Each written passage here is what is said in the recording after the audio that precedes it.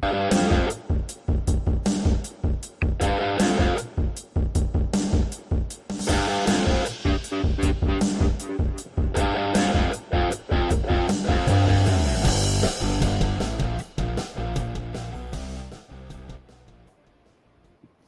morning, hockey fans. This is Stephen Heisler with HeisHockey.com, the Victorious Hockey Company, and the absolutely crazy and eccentric, and many other words, Junior Hockey Discussion Group on Facebook. You are watching the Junior Hockey Morning Show. We are on the World Sports Broadcasting Network. Almost got in trouble for that one earlier in the week.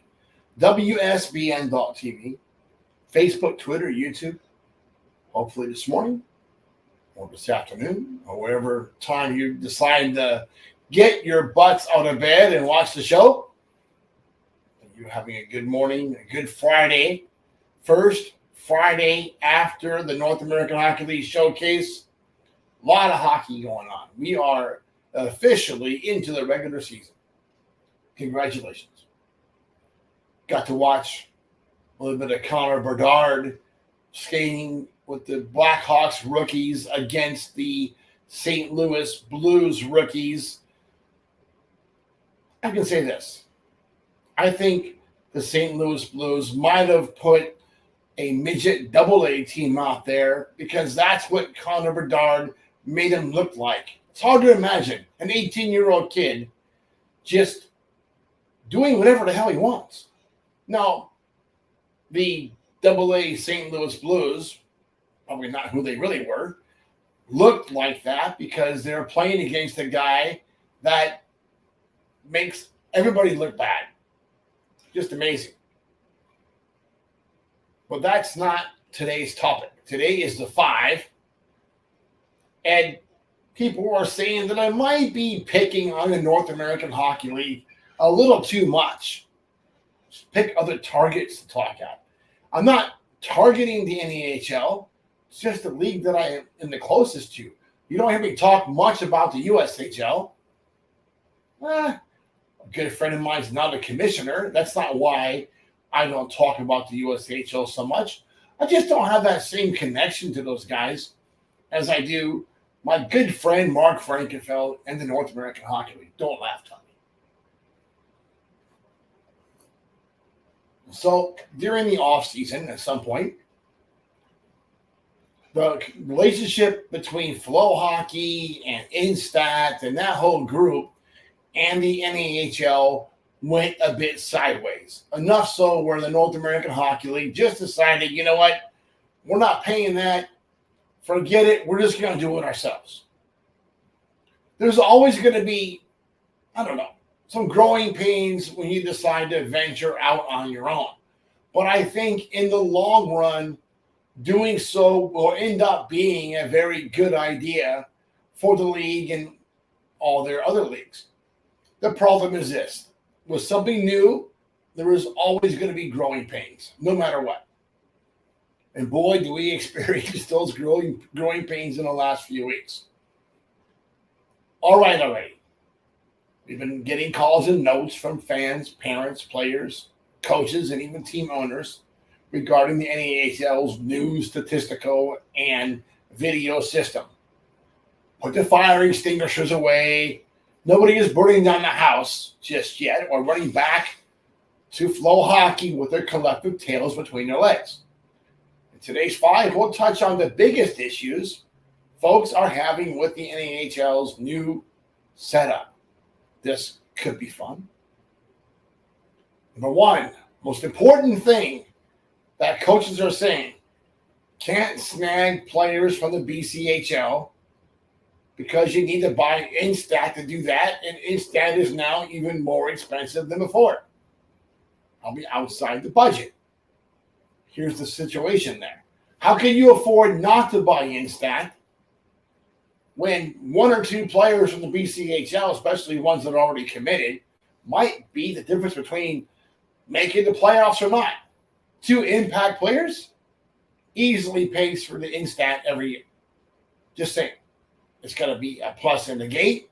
It's going to be a plus in a morale for your team, overall, you're going to do better. And when you do better on the ice, you do better off the ice. That's all there is to it. That's a low investment to make in return for success. Number two, college recruiting activity is way down. Yeah, I get that because the statistics, and they are a mess. Really difficult right now to figure out what's going on there. Some stuff is current, things are late. I think yesterday was Thursday, and things were looking like they were back in order. Some things were a little off, but they're making progress. Number three, there's going to be a learning curve with any new system. But everyone is complaining about the navigation to accurate stat information. It's a little more rough right now, right? You have to do 2 or 3 or 4 clicks to get to the stats or drill down the stats of a player.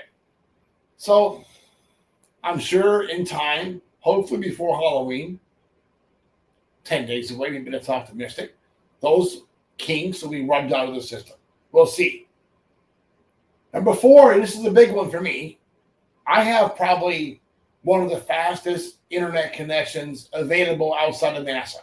Right? We get really fast internet here. We're close to the airport.